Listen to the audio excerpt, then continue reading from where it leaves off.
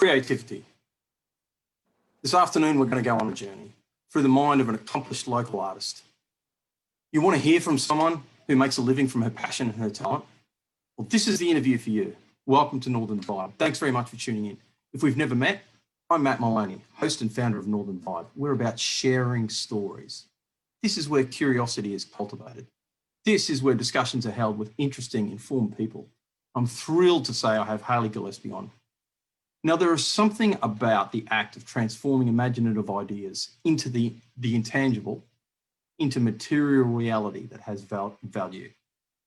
We humans like it so much because creativity is the shine of the divine spark. Now, let's find out what drives this pocket rocket of creativity. Before I go any further, please like and share. We're growing. Each interview we have is getting a little bit better and a little bit better. We're like a glacier expanding all the time. But we need your help to keep up momentum. We're getting from really interesting locations from where people are from.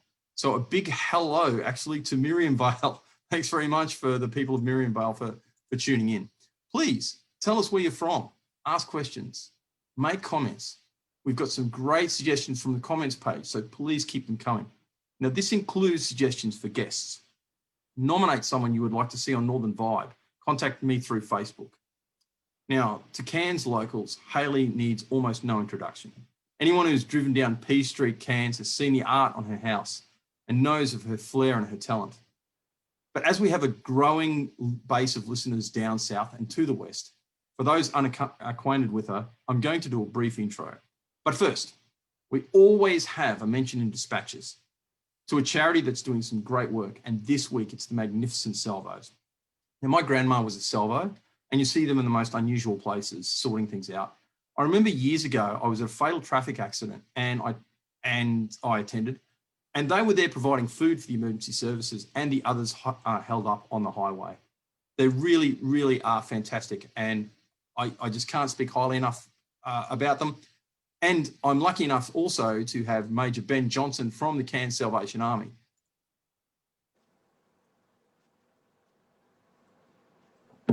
Major, you there? Hi, how are you? Mate, thank you. Major, thank you very much for taking time out of your very busy schedule coming up to the Christmas season to speak to us. Most welcome. Could you tell us what you do? Tell us about the Salvation Army. Well, we help people throughout the year, as many people would know, but particularly Christmas time, we want to make sure that I guess everyone has a sense of community and belonging. And yeah, we just want to bring a bit of joy to people, particularly this Christmas when it's been such a tough year for so many.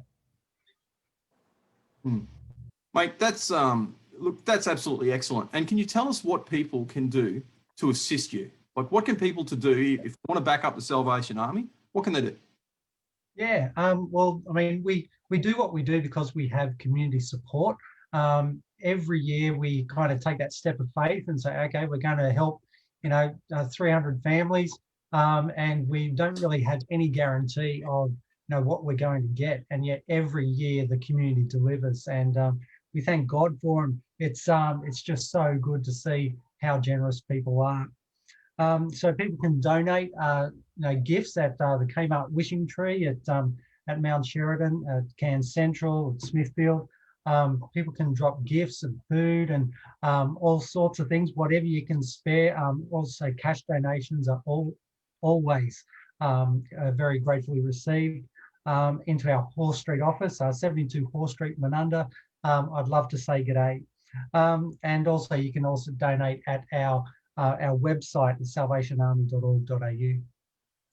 Well, I'm proud to say that I have, on occasion in the past, given more than given a little bit to the Salvation Army, and again, it's because of that link with my grandmothers. And I understand, Hayley, you have a particular like of one of the services that Salvation Army provides. Is that the case?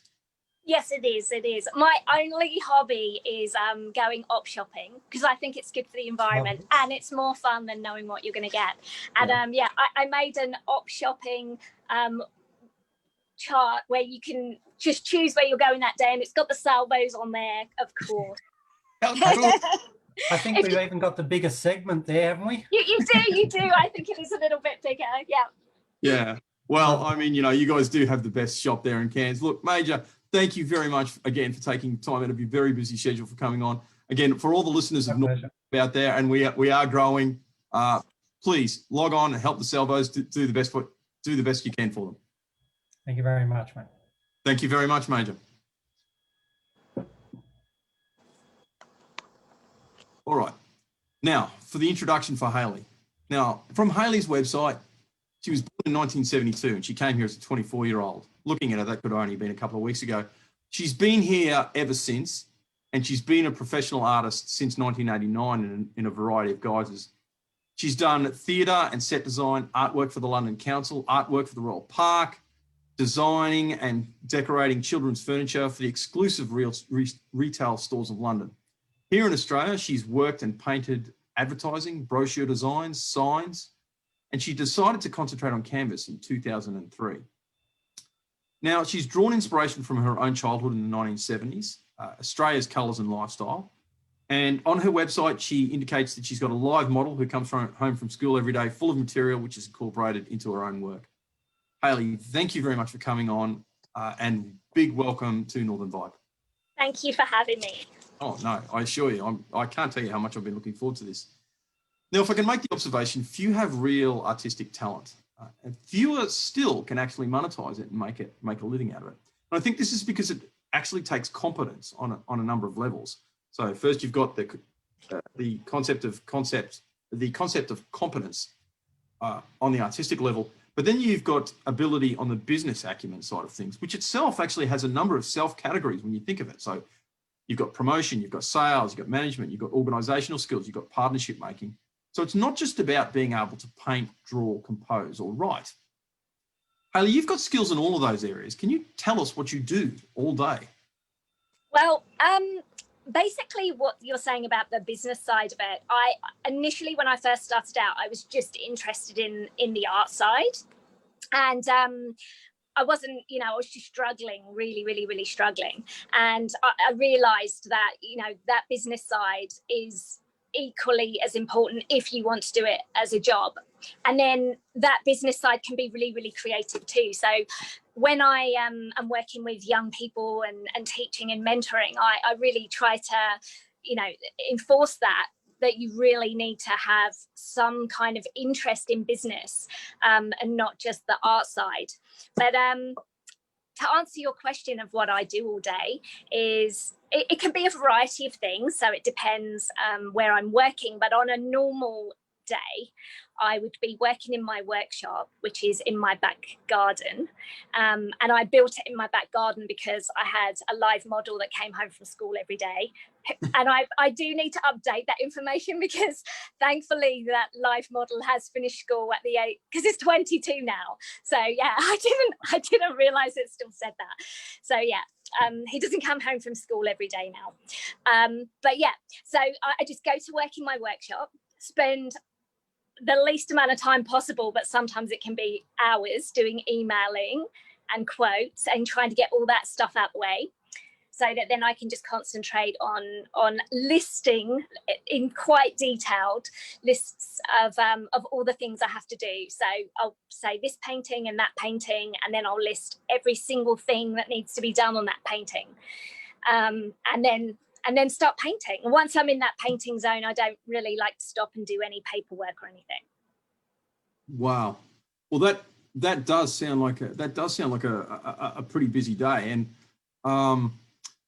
I'd imagine you get some people kind of like call you up and want to hang out. Like, what do you do with that? Well, yeah, that has been difficult because really lovely people come around with tea and cake and they're having a day off and they'll come and hang out and say, oh, I'll talk to you while you paint, which is a bit like, watching someone while they're filing, in a different job, I'll watch you while you do your emails at work. Yeah, so it is awkward. And then I found, people who are really lovely people, they would say, at least you can work anytime you want. But I'd be thinking, but I want to work this time in the day, not till 12 o'clock at night because I had tea all afternoon. And so I did actually end up putting a lock on my gate. But I also had people that I didn't know turning up and saying, oh, can I look at your artwork? And you know, all really, really nice things that I was grateful for, but then my artwork wasn't getting done. It wasn't getting done on time. So now I have it appointment only and I have a lock on my gate. Yeah, look, that would have to be tough. So you're in there, you're in the zone, and someone knocks on the door and says you want to buy stuff. It's like dilemma. Like, this is how I make my living, but I'm not making the product of making a living. Well, also a lot of things have, you know, deadlines that aren't flexible. Like, it might have to be finished by 6 o'clock that night because it's being installed in the theatre at 7 o'clock at night. So yeah, it's really awkward, or it was anyway. So tell us about yourself, Hayley. Okay, so I grew up in Southeast London, and I went to the London College of Furniture for a while until they said, you're not really the kind of products that we want leaving our college, which was fair enough. I guess, and I was super young because I left school at 16, which is when we left school then, or some people left school then. I finished school. And I was one of the younger ones. But my work was really colourful, surprise, surprise. And they just didn't want that kind of thing. So anyway, I ended up leaving art college, and I had a little shop for a while and market stalls, and was selling my work there. So yeah, and then doing some projects with Royal Parks, which was super fun and very similar to what I get to do here now for Cairns Regional Council, where we do workshops and things through the school holidays on the Esplanade, and except I was doing them in the Royal Parks. So yeah, so then I think I really got burnt out. Which was my own fault. I was just working because I was doing the markets on the weekend and making stuff all week. And I've never really liked the cold either. I've been a warm weather person. So I bought a round the world ticket, and I thought, I'm just going to go around the world and find somewhere else to live. And I know that sounds stupid, but I was 24, so it made sense at the time. And then I did. Well, good on you. And I got to say that the country is better for you. So, you know, not quite a 10-pound pom, but like. And look, I got to say, this is a kind of going on a bit of a tangent. Actually, I've got to ask, because look, I've had a question come up. Are you single?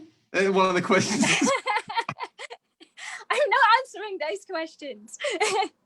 Sorry? I'm only talking about work. Oh, okay, fair enough. It's just up there, you know, fair enough. You don't want to exercise your right to silence. But that's very sweet. Yeah. Okay, well, so there we go, sir. She exercises her right to silence. If I am single, it's probably for a good reason. Yeah. It's a polite rebuff. I think we could say, and you know, all of us men have had them, but that's the great thing. Like, you know, my take on immigration is, I genuinely think it kind of helps the country, and especially coming from the mother country. Like, it's just so natural for people from the United Kingdom to come here. There's a fellow I watch a fair bit on YouTube, and I'm actually acquainted with, a bloke named Dan Hannan. He's a former member of the European Parliament. Obviously, the UK is not part of it anymore. And he was a firm Brexiteer. And I don't know your opinion on that or anything. That's not the point of this conversation. But he made the observation that his constituency was on the east coast of the United Kingdom, and at its closest, I think it was like 50 kilometers away from France. And he said, you know, when I go to France, it's really different. Like, it's a different language. They've got different justice administration systems. Although it's still a democracy, the government, you know, Westminster system is very different from the system they've got going on over there. And he lists all these differences that go through, and especially in regards to business, like dispute resolution in business is a big deal. And he said, yet I can jump on a jumbo jet, fly for 24 hours, come to the other side of the world. And he goes, admittedly, there are some cultural differences, and the accents, especially here in North Queensland, are quite different. He said, but it's kind of the same. Like, I know how the police are going to treat me, basically how the courts act. I know basically how the government works. I know all of these things. And I think that's a magnificent strength. I really, really do. I think this family of English-speaking nations, and incidentally, it's not just the United Kingdom. You know, so I'm talking about Canada, New Zealand, but look, and I have a lot of conversations with taxi drivers, and more than not have validated this. I include countries like India. Yeah. In the family of English-speaking nations. I include Papua New Guinea, where I used to live. And I know it's not their first language, totally get that. But places like Fiji, another magnificent country that I visited, although they're not part of the Commonwealth anymore, you know, with the whole fiasco going on over there. But there's all these other places that when I went to school were pink on the map, you know, and I think that's such a great strength, being able to have someone who can like walk in and you can't do it anymore, unfortunately, but when you came across, I'd imagine you walk in, just wave your passport at them as you kind of walk past and go, well, yes, I'm from the mother country. And that's the way it kind of should be, I think. It actually wasn't like that. It took me about, I only became a citizen. So I've been here 24 years and I became a citizen after maybe like 5 years ago. Oh. And it took me, I had to apply 4 times for my residency here. So it was very difficult, but it was worth it. Yeah, well, again, look, you know, if you had met this chap that asked the question, you know, before that, he could have probably taken care of the visa and. Yeah. But I want to ask you a difficult question. And by that, I mean, it's very difficult for people to kind of self-promote. I know it's a strange thing, but it kind of is. So I'm going to have to ask you to show us some of your work that you're really proud of, if you can, you know, if you've got the capability to share it on the screens there. And we're going to get techie here, people. So if there's please give us a couple of seconds. But I really want to see some of the work that you're most proud of. And it doesn't have to be painting, incidentally, because like you're skilled in a number of different areas. Well, I was thinking about this question, and I was like, I'm just not sure. But the work I'm most proud of is the work I'm most proud of being a part of. So it's mostly when I've had the opportunity to collaborate, and I have had the opportunity to collaborate with some amazing people, and so they would take my work and then turn it into something that I couldn't ever have the capability of turning it into, because they do something else with it. So they are the most proud, like my most proud times of doing work is actually when someone else probably changes it into something else. But collaborating with other artists is just this magical thing, because on the one hand, I spend most of my time all alone all day long for the last 30 years. And initially I was quite lonely, but now I've grown to really love that time. But then you get to, you know, collaborate with other people who are in the same, not necessarily in the same field as you exactly, but who understand you, whether they're authors or musicians, and they have to have that alone time, and then you get to make this whole new kind of magic. So I found some pictures of a couple of time, you know, opportunities that I've had to collaborate on here. I've been practicing this, but I'll have a go now. Okay. Fingers crossed. Okay, so this was an edible art exhibition I got to do at the Cairns Art Gallery. Yeah, we've got it. We can see it. Oh, you can see it, yes. So it was with an amazing pastry chef called Mel Day. And we basically made, I mean, you can't really tell in that photograph, but we made this kind of fairylandy, it was called Sweet Revenge, actually. It was a sort of sweet and slightly dark and very chocolatey exhibition. So that was one collaboration. I'm going to see if I can, it's me again. All right, I'll go back to photos. And just tell me to be quiet if I'm going on. Now, this was one of my... The entire point of this is to hear from you, Hayley. No one wants to hear me talk. So Cairns Regional Council asked me to do, myself and AGB events, to do the light show on the library. Obviously, it was the year before this year, so last year, 2019. And so it was an animated piece, and I'm going to find you another photo. So what happened was I did all these drawings, which I think you can see here, and and everything had to be kind of in pieces, like puppets, almost like puppets, and then they put them all together and animated them.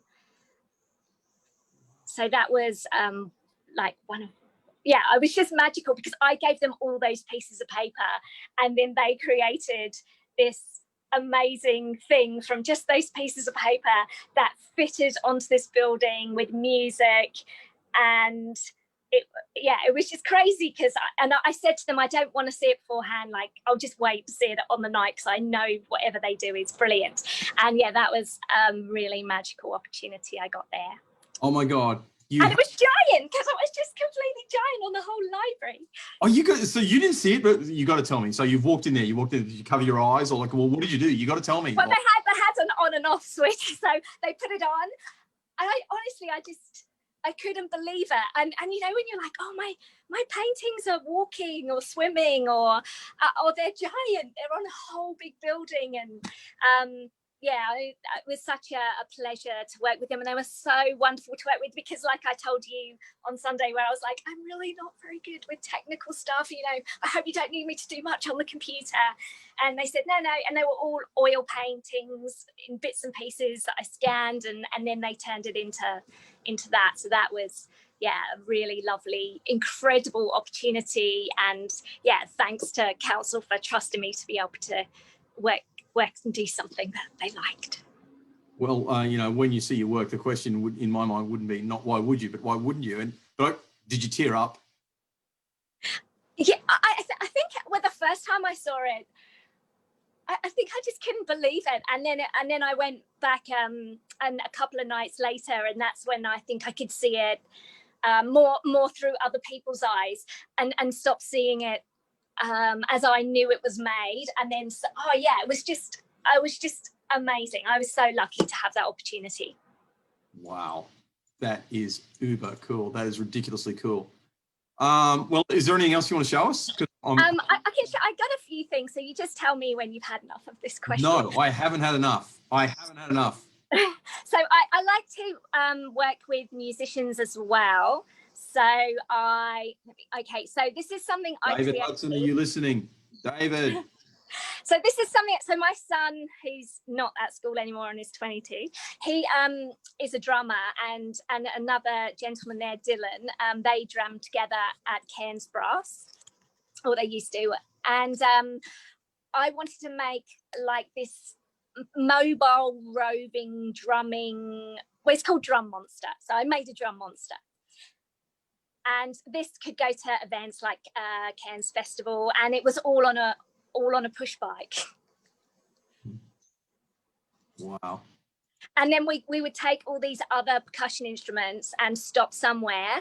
And this was the most magical part of all, is that all these kids would just swarm like we were the Pied Piper. And to be honest, I get migraines really easy, so I did have headache tablets. But yeah, and then all these kids would just love like percussion. It's so sort of tribal, and children just love percussion. Except for me, I was just this weird, quiet little child that didn't like noise, but every other child on the planet loves it. So that was a really magical thing as well, more to see people's reaction than anything, because you never know. You build these things and you have this idea in your head, but until you go out onto the streets with something like that, you've got no idea if people are going to be like, please stop, or join in. So luckily they joined in. Great, keep it coming. All right, so I'll go back to this. Hang on. I do collaborations with, here we are, with theatre companies. So this was with the Young Company in Cairns, which is this lovely theatre school in Cairns, and they put on a show. And I got to collaborate with my sister on this, and a gentleman called Adam from Inspired Signs, who we actually printed the set. So I painted it, and my sister worked with Adam. She's a graphic designer, and then we made this set. And yeah, collaborating with artists and actors and people like that, that's yeah, my favorite. So, and there's the show. So yeah, I just love collaborating.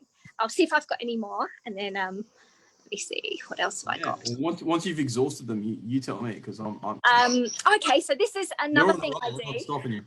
So I've been, has that one come up? Yes. Okay, so I make puppets. I'm actually in a room full of puppets right now because a lot of puppets that I was making was just before lockdown, so they haven't got to be in a show yet.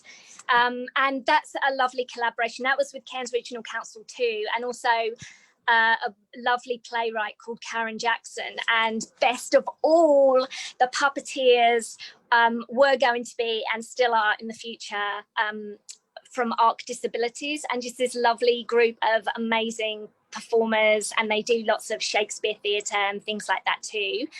And I also got to work with absolutely gorgeous lady Helen Stevens from Dead Puppet Society from Brisbane, so that was another favourite collaboration. I get my coffee at ARC. And do you? Do they have coffee? A big g'day to Jarvid, and a big g'day to the Mullies as well. So hello to you both. So there was just a few examples of collaborations. Right. Well, that was kind of awesome, and makes me jealous as hell. And the beautiful thing about that is, because most people do have the concept of the the Van Gogh, the lonely kind of artist, he or she locking themselves off from the world and channeling their inner daemon. And of course, I mean daemon, not demon in the Socratic. That's only 99% of the time. Yeah. And so this idea of this critical mass of creativity, that's absolutely awesome. But look, what artists and styles are your influence? Hayley, I get a real surrealist lilt to your work and that whimsical Alice in Wonderland feel. And incidentally, I understand on the Alice in Wonderland thing, I understand it is in fact your unbirthday, so a very merry unbirthday to you. And I really feel the surrealists there. Can you tell me about your influences? So my earliest influence from when I was really little, I just remember this day, and I know it sounds stupid, and I was 4 and my mum was pregnant with my sister, and my parents said you can draw all over the walls before we wallpaper them. And I just remember thinking, I am going to be an artist when I grow up. And the other thing is, I thought that everybody had that moment, because one of my good friends, just putting my dog down, one of my good friends wanted to have her own dance school, and then she did. And then my next door neighbour was into Thomas the Tank Engine, and he wanted to be a train driver, and then he became a train driver. So I just thought that everyone just, when they were 4, was just like, yeah, that's what I want to do, and then they did it. I probably chose the worst career out of all of them, but as far as, not a proper job. But so I remember thinking that. And my favourite artist, who died actually, I'm pretty sure he died in 1979, was Lawrence Stephen Lowry. So I don't know if you know Lowry's work. It's very English. He's from Lancashire in England. It's very, very northern. And you know how you were saying about English-speaking countries being very similar and having that same vibe? Yeah. Well, coming from England, I find all different parts of England and Britain completely different. So the north is almost like another country. Like the culture is very different. Some of the language is a bit different, and obviously massive accent difference. But culturally, it can be quite different. But Lowry, I think I liked him for a few reasons. So I'll find you a picture while I'm talking. Yeah, actually, please, I don't know if I can talk and find a picture of Lowry at the same time. Okay, so this is an example. So I don't know if you remember this song. Oh, I don't know if he has it in Australia. Is my picture up? No. Oh, okay. I have to press that. Yes. Okay. There's a song called Matchstick Men and Matchstick Cats and Dogs. Yeah, I remember it. Yeah, so that was about L.S. Lowry, and he painted people coming out of factories, because where he lived, it was just factory workers. Oh, no, and actually, this isn't like, his paintings can be quite depressing, but I just loved them. I loved the simplicity of them. They were sort of detailed and laconic at the same time, and maybe even as a child I felt like I could sort of replicate them or something.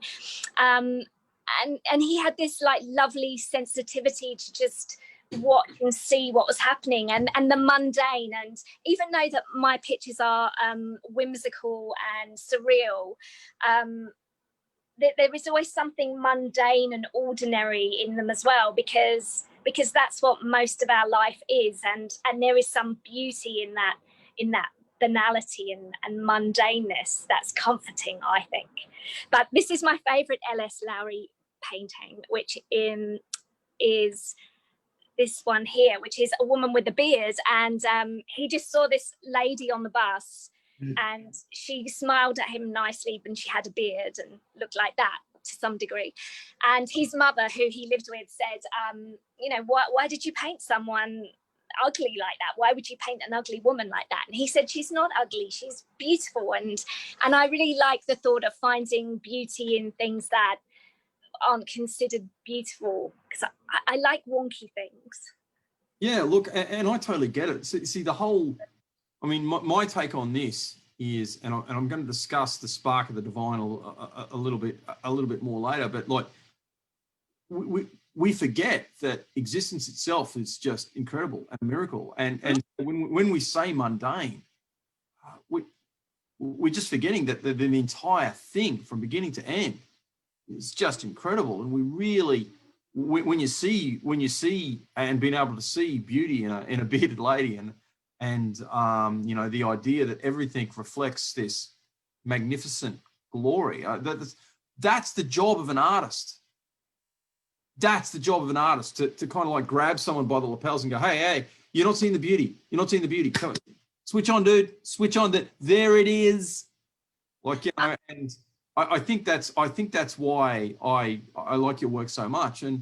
But I do detect a note of darkness there, Hayley. So yeah, there is a note of darkness there.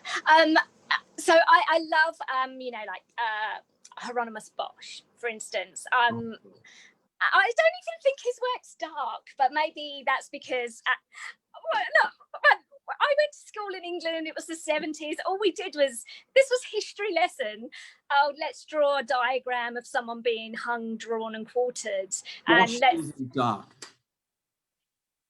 Hieronymus. Yeah.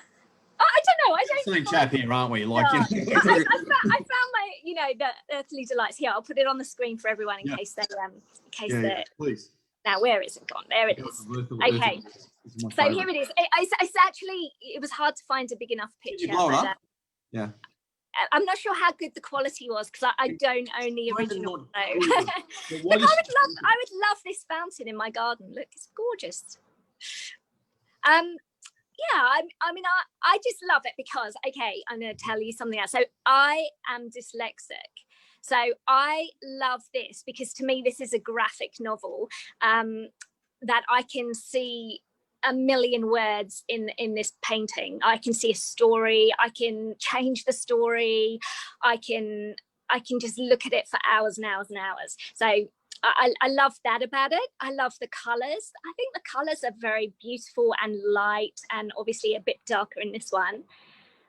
I like a bit of, I like the weirdness of it. I like a bit of horror as well. But can I get an image of that? And can I get an image of that and put it up? Because like it's good. Don't get me wrong, but I'd really like to.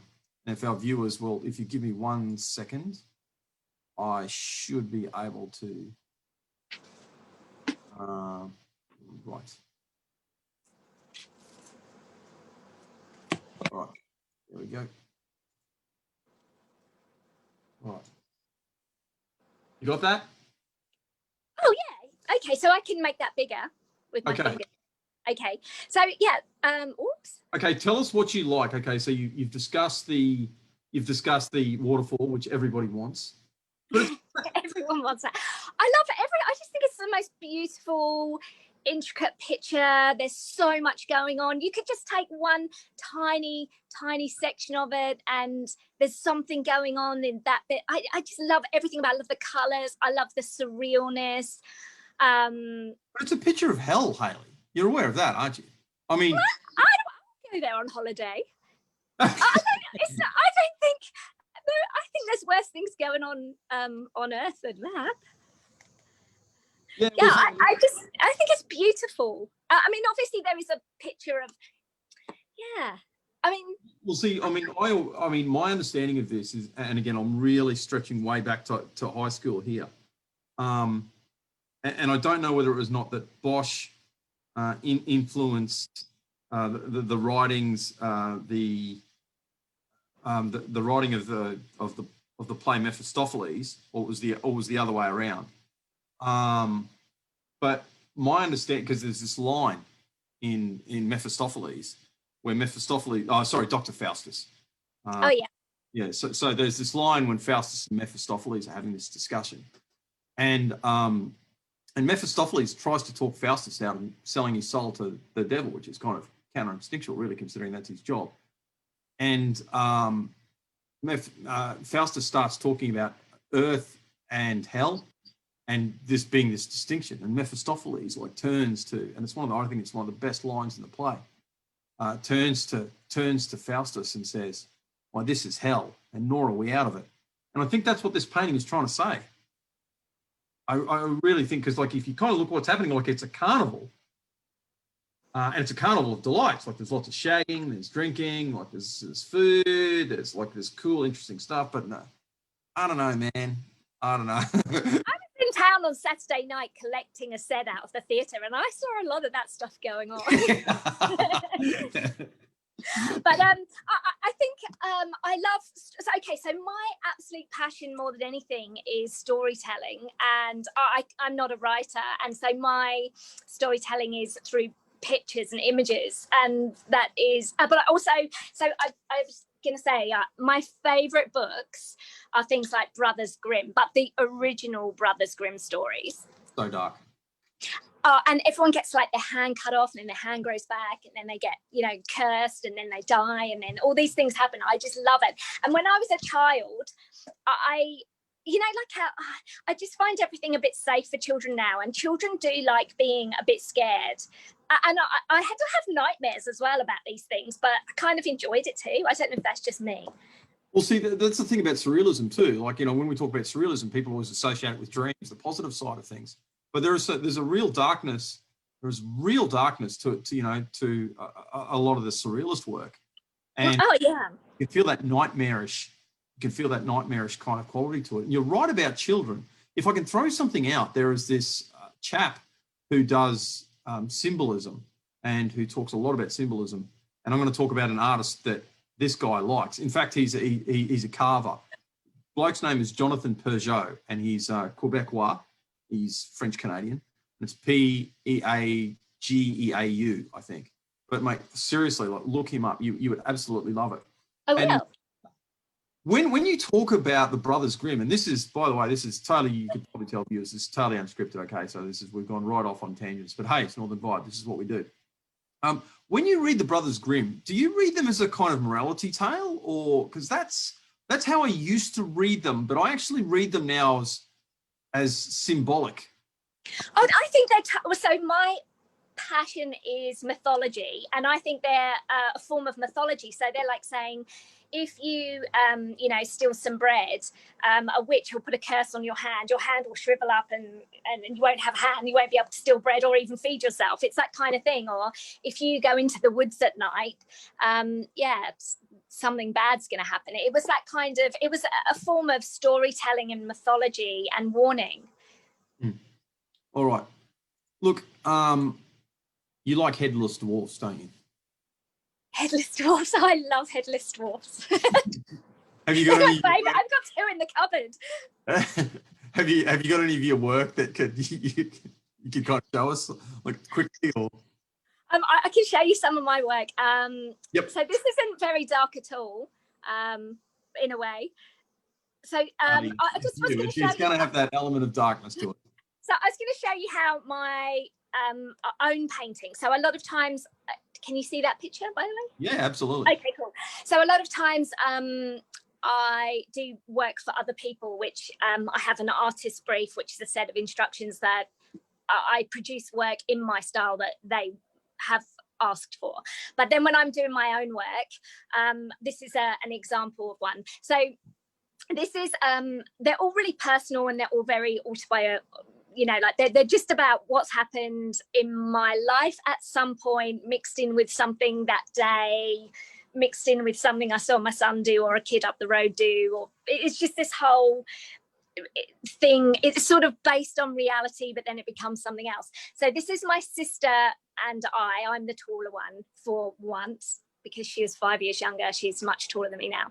And these are the little coats that my grandmother knitted us. And I used to be quite good at healthy eating. And I used to go and pick peas in my granddad's garden because they lived next door. And this is my sister who really loved sweets. And she's holding sweets behind her back and not sharing. And she has a worm in her pocket because she was like really festy and always playing in dirt and picking up snails and stuff. Yep. So this is just like a little kind of memory of, you know, I just paint things that I think have happened, and then my sister goes, "That never happened," but it did. So there is a kind of like diary-ish autobiographical aspect to your work. Would that be fair to say? Yeah, 100%. So like even things like Christmas cards. This is my cat and this is my dog. So everything is really, really totally something based on a reality in my life at that moment or in the past, mixed in with something that's happening. Does that make any sense? Yeah, it does. Absolutely. Like, and again, it actually, see, the whole thing about symbology, when I was talking about that chap Peugeot before, is it really is. When I started to begin to view the world through understanding symbology, it genuinely was just a complete and utter paradigm shift for me. And for stuff like that, it's a recognition of the pattern of reality. Symbolism is recognizing. So you're talking about the Grimm's fairy tales before, the idea of an evil queen who was once herself this beautiful woman, who becomes old, becomes really, really jealous of beauty. Like, that's a pattern of reality. You know, yeah. It's more than just a morality trail. I mean, there's a moral aspect to it. It's not that the two are mutually exclusive. They're not binary opposites. But also I think it's showing that ugliness on the inside and jealousy and you know, bad behavior and evil, it shows up as an ugliness on the outside, you know, that kind of thing. It's all like very, very symbolic of, and very, you know, a lesson, kind of like Brer Rabbit stories and those kinds of things that, you know, where it's a consequence as well. There's consequences. I like that too. Well, again, that's part of the pattern of reality. Yeah. It's part of the pattern of reality. Like there's when you look at a lot of and I've been looking at a lot of these Slavic tales just recently. You know, some of the real other stuff, and I've been reading Ferdowsi, who's in.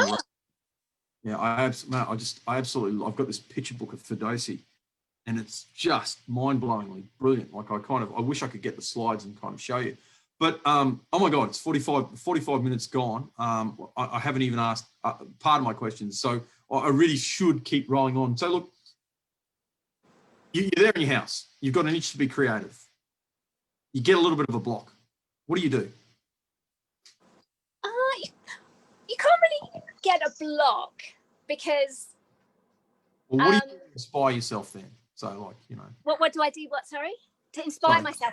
Okay, so I have a whole massive bookshelf of books, and I am literally inspired by everything. So yeah, just I might look through books, I might look on the internet, but most of my inspiration comes from walking.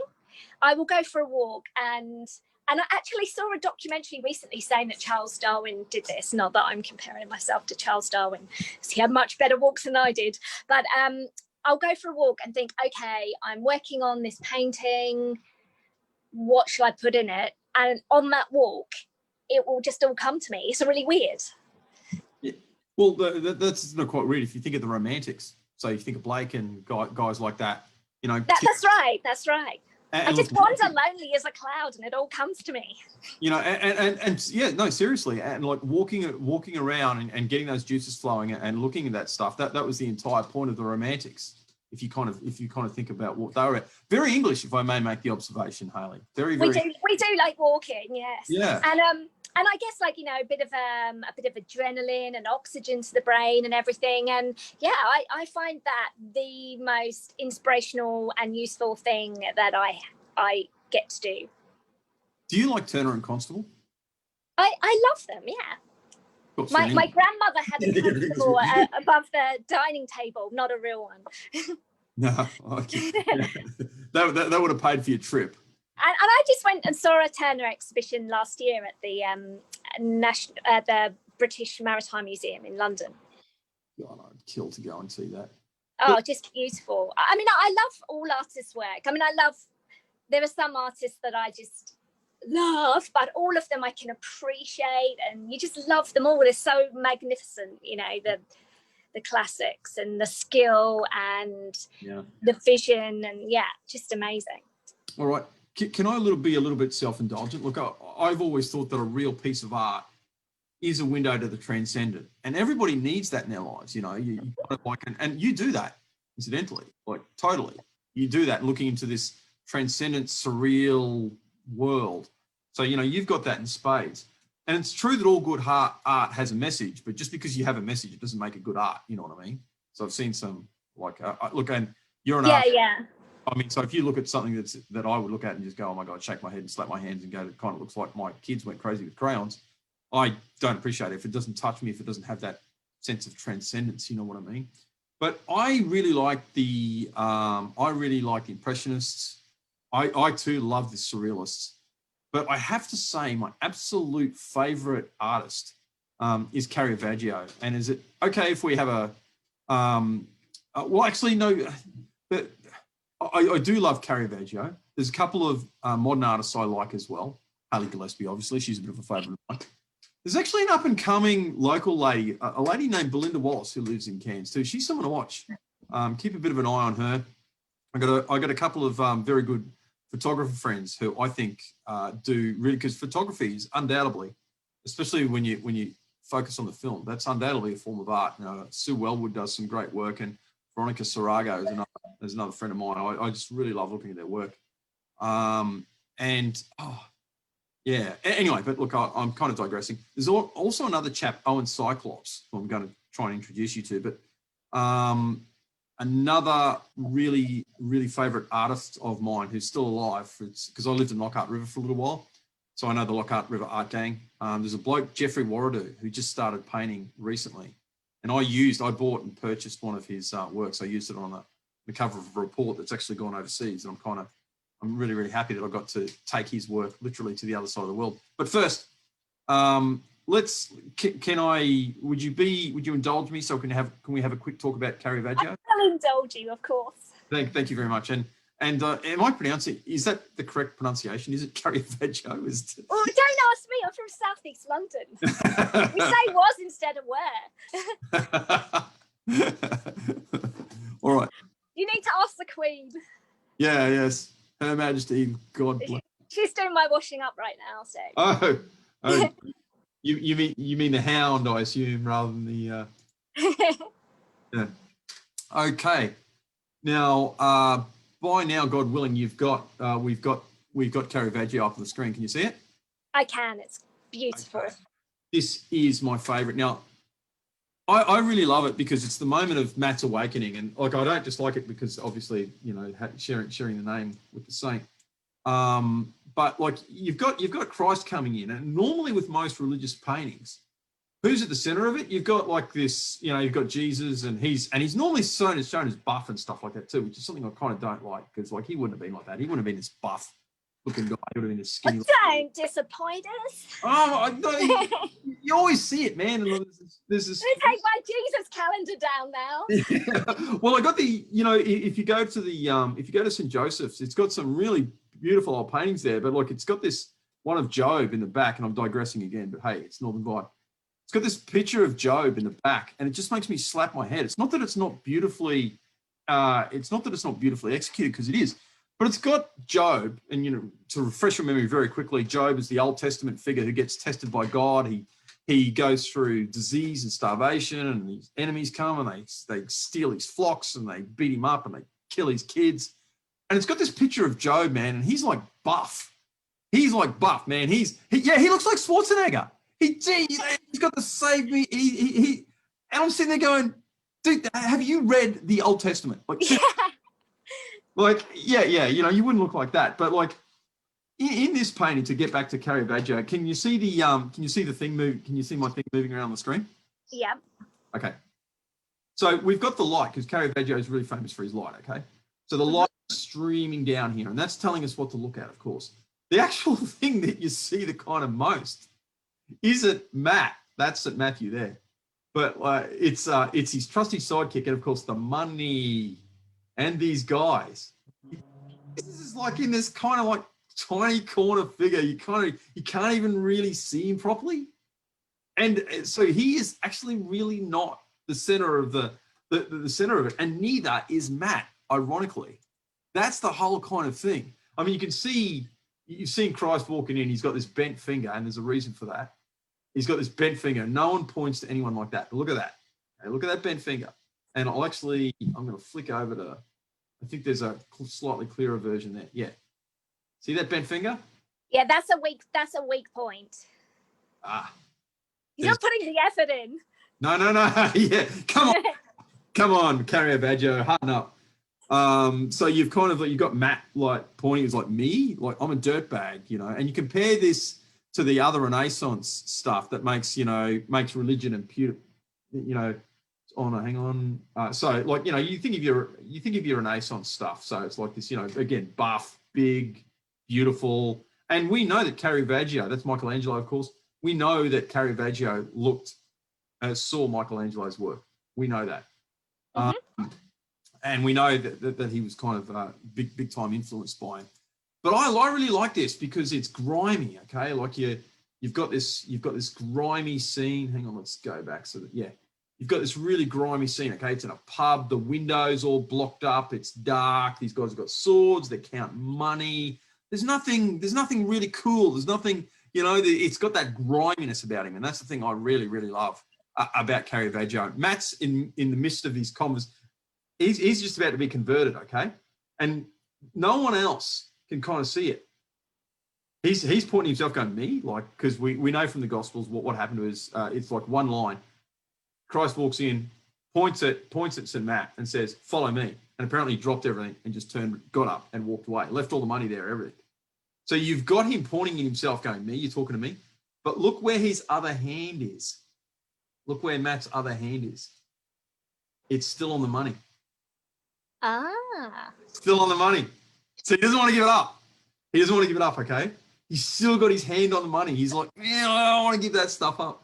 And he's going through this intense religious conversion. Okay? There's this one guy looking at him going, who are these idiots walking in? That's supposed to be St. Peter, too, by the way. And you've got these two other guys. They're just like, man, they just don't care. They're just wrapped up in the world. They're wrapped up in the moment. They're counting the money, And that is just what I love about it. It's the griminess. It's this, and again, it hasn't got this feeling about it. It's like, yeah, he's going through this moment. One guy, and it is that moment where his hand is about to lift off the money, but it's just the moment before the conversion, but something has happened. He just doesn't want to. Yeah. And these other guys aren't getting it. They're just like, yeah, whatever, guys. Counting the dosh, And how this. By the way, I love that griminess. All the pubs I used to go to in London were pretty similar to that, rather than the fancy ones. Oh, absolutely. In my there's something about that sort of seediness that's so much more interesting than. Oh yeah, and what's the name of that really old pub in London, that the only one that survived the fire? Oh God, it's just off Fleet Street. Anyway, my wife. No, I know the one you mean. I even saw a documentary only last week about the fire in London. I still can't remember, but I know the one you mean. Yeah, my wife and I used to go drinking there when we were there. But remembering the finger, okay? Yeah. What that's about. I want you to the finger of God. And the finger, but if you look, so it kind of looks like both of them. Yeah. But it's closer to Adam's. It does look like God's, but it looks a little bit more like Adam's. That's right. In that hand, We've got a deep symbol there. We've got the mixture, like what Caravaggio is trying to say. He's both God and man. He's Adam. So we've got the second Adam, and we've got God. I remember when I first really looked at that painting, and I spent hours staring at it. I was just like, honestly, I can't. It's just you can't come away from those kinds of paintings, and especially if you see them in the galleries, you just can't come away from them. You can't stop. They're so glorious in every aspect. The technique and skill is glorious. The composition is glorious. The subject matter is glorious. It's just, just amazing. Again, it's transcendent. And I'm not just saying this purely out of praise, Hayley. There is a real aspect of that in your work. Here is this chap, Owen Cyclops.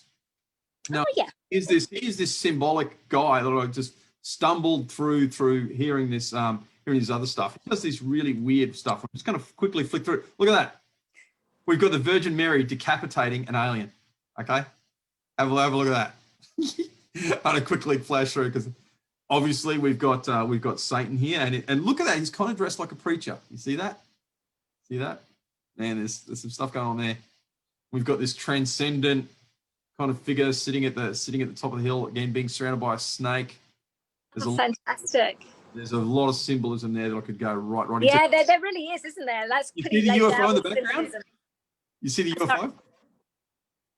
Oh yeah, and a UFO. I love the way he's brought in all these modern things, and got a rabbit there, like, or hair. That's often like fertility and burning guitars. I don't know what that is, but you're getting the symbol. Silencing guitars.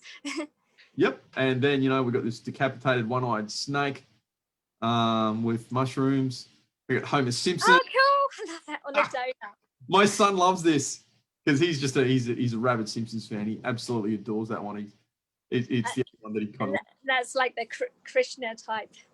Yep.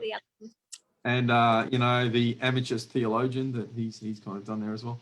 But that's So look, that's Owen Cyclops. So look, if you want to go and have a quick kind of. I will do. And the last thing, if you will allow me one final bit of, gosh, I do hope, I'm sure I've brought this up. If you will allow me a little bit of, a little bit more self-indulgence, I'm going to show you Jeffrey Warrider's work. He's the guy from Lockhart River. So, all right, share screen, pushing the screen, share. All right. Now, this is one of Jeffrey's really early works, and I'm sure he won't mind me saying this because there's a very good chance he's actually going to listen to this. It's an early work, so he's still learning. But the thing I really, really, really like about this is the sort of symbolism, and he told me all about the symbolism, and I'm going to. I wrote down what he told me. I'm just going to dig that up. Give me one moment. I can tell you've got your dog there. How can you see me? Yeah. She was just like, "Can I come up again?" Yeah. No, man, you got to do that. There's nothing wrong with that. You've sincerely got to allow your hound there. But it's because it's normally WALK time as well. Oh, is it now? So you've been a little bit kind of mean there. But look, I haven't got. Okay, here it is. So he's obviously from Lockhart River, and he told me that this was all about combating his own mental illness. Okay. He had serious drug and alcohol problems. He had some serious offending problems there as well. And it's kind of not so much about reducing stigma; it's about an admission of his own demons. And he said this painting was about when he was in the mental health ward and hearing voices. And he doesn't mind me sharing this. Like, this is all written on my Churchill fellowship report. He says the veins that you can see there, they represent the bloodlines that run through the human body system. He's got these 4 spears. He's got the 4 spears there to indicate that people, especially Indigenous people, are trapped inside what they are now today. And each one of those represents a kind of like a different form of pathology, I suppose you could say. And he said, while the painting represents himself, it also represents everybody. And he says these things coming in, like that's when he was hearing voices, like, you know, so the things coming in there are hearing voices. And you'll notice the people in the bloodstream there. Yeah, yeah, I do now. Oh my gosh, I can't believe I didn't see that. Well, you'll learn a little bit about art and symbolism, Hayley. I'm sure it'll come to you. Thank you. keep trying, Gillespie. But he said these the blue spots were the good life, and that's about how he was educated. He was a good worker. He had a good life before hearing voices overtook him. And things happened when he was working. The brick wall represents the jail, but that's not just a physical jail. Yeah, mental one. Mind, and again, the spears are the thoughts, the voices that keep people in the jail of their minds. So he would hear, you know, these voices telling him that he was worthless and he could never amount to anything. Yeah, and they would get really, really angry and try and prevent him from leaving. Oh. At any time. I know, and you know the power that they had, and still have over his life. And the little people are the kind of personalities. Okay. Yeah. So, mate, that was, you know, I was genuinely, again, when I kind of saw that, and it's like it's an early work, so it's you know, he has improved, but like he's an amazing guy, and I was genuinely really, really proud to be able to kind of like brought that up. But look, I suppose, oh my God, we are coming up to time. I do have a few little extra questions. Can you tell me about any up and coming projects that you have? Or, I mean, if you can't, you can't, but. No, I can. So I'm just doing commissions for Christmas for people at the moment. So, but we've got Making Wapiti are doing markets for artists on the 5th of December at Bailey Hotel.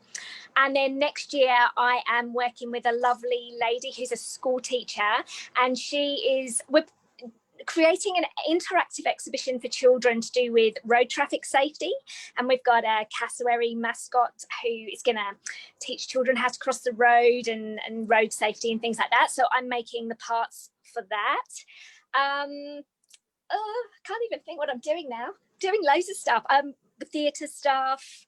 But that's the main ones I've got coming up at the moment. And we're doing a children's exhibition by children. I'm working with this lovely young lady called Saromi, and that's going to be at the new gallery, which was the Courthouse Hotel, and that's for next year, like next May, for the Children's Festival. Okay. And your kids' art club, is that still on? I'm doing school holiday programs at the art gallery during the Christmas holidays, and I'm doing like a 3-day boot camp. So you can put together a kind of portfolio of different skills and different materials and things like that, and just kind of have a go at everything. Really useful for school and getting into high school and things like that. Look, I can recommend that. You know, I've got to declare an interest here. My daughter Zalia went to some of your stuff, and she recommends it highly. So. Thank you. Well, you know, it's an observation, not anything else. So I do recommend anyone else who's kind of keen out there to look at that. Now, look, the technical interview is over now, but what I'd really like to do for kind of like our listeners is to suggest that you stay tuned for just another 4 minutes. And the reason being is I'd really like to show a really short, I think it's about 4 minutes and 30 seconds video about art and why you need it and why it's so important to people. So I'm going to pull this up. Nope.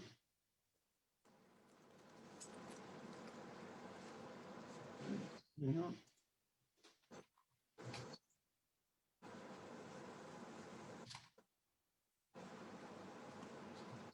Should have had that a little bit better organized. Okay. So, God's sake. So, I'm just going to have to share screen. Sorry about this technological stuff.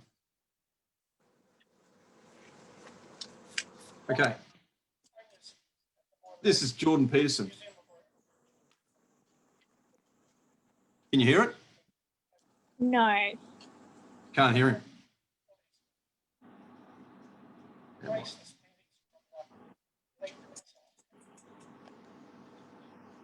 No visual? A visual, but you can hear like it's broken up.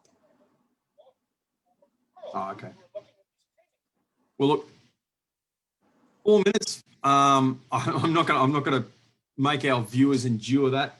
But Jordan Peterson, Why You Need Art in Your Life. Listen to the 4 minutes, the first 4 minutes of that, and I'll kind of like. Luckily, I have watched it a couple of times, so I can kind of paraphrase it. And you're gonna just have to put up with a little bit of praise here, Hayley. You know, you're one of the people, sincerely, and like all artists, like all really good artists, because just because you draw doesn't mean you're a good artist. I'm afraid to say. You're one of those people that you do. A good artist opens the door between the everyday and the miraculous. And I really think, and I mean this, I think your art is magnificent. And I really hope that people out there support you. And not just, I don't mean that in the sense of like, support Hayley, she's one of us, and you are, but support it because it's good for you. Everybody needs art in their life. Everybody needs this window to this transcendent. Everyone needs to be able to look at something and see a pattern of reality. And really good art is that spark of luminosity, that shining of the divine light in there. And you've got that in your work, Hayley. So I do really seriously encourage people to, oops, I'm going to stop the share. I really do encourage people to kind of get out there and buy your work. But look, thank you very much for all of the listeners out there. I'm sorry about a couple of like little techie things that I did wrong there, just by way of explanation, not excuse. Obviously, I'm running this by myself, and flipping in between and out of things does have its risks, and we are doing this live. But hey, I kind of think it worked, and I hope you enjoyed listening to Hayley as much as I enjoyed speaking to her. Like her on Facebook. Hayley does have a website. Don't hesitate to jump on that. I'm sure she's going to update it in the next, you know, as soon as she can. Get your kids in her art club. My child has done it. Zalia absolutely loves it. Thanks very much to all the listeners. We'll see you next week. I've got a number of people. I'm spoilt for choice, so I don't know precisely who it's going to be just yet, but I can indicate that it's going to be, at least I would hope, as interesting and informative as this has been. So thanks, Hayley. Thank you for having me. No, mate, just I'll get you. We'll wrap it up there. I'll just get you to stay. I'll get you to stay on just a little bit more. But we're kind of like done and dusted, and we'll see everyone next week.